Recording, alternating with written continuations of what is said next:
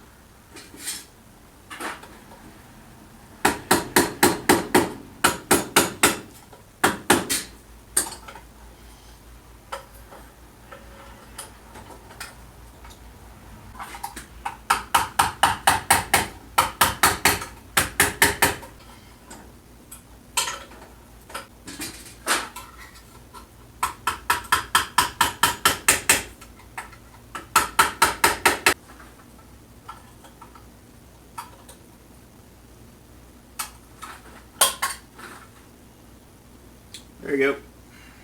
So I tried modifying one of these already, and I just cut into it.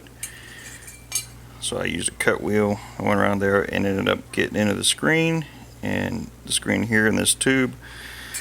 So I figured we'd have another one laying around, so I just grabbed this one. Just bent that up. That screen goes all the way across, you can see. So I'm just gonna recrimp all this down and be done with it.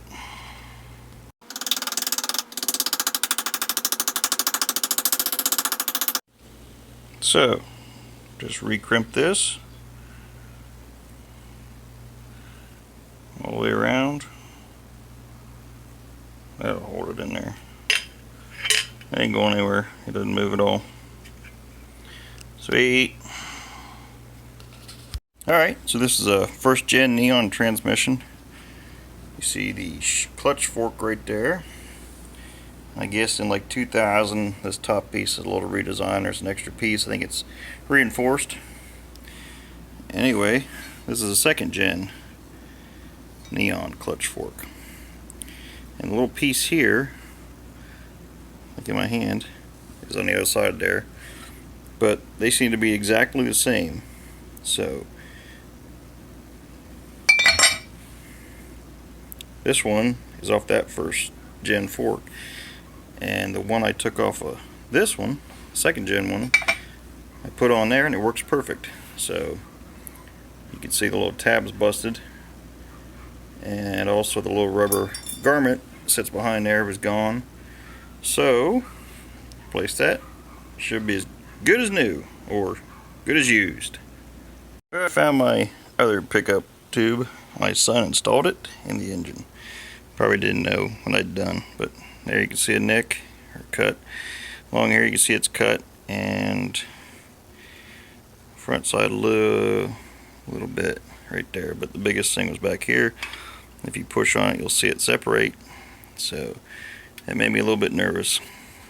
So I opted to change it out. Alright, so oil pickup tube's in. All set up. I had to readjust this second wall here to get it away from there, but yeah, she's ready to go. So just gonna slap the oil pan on it now and be done with the engine.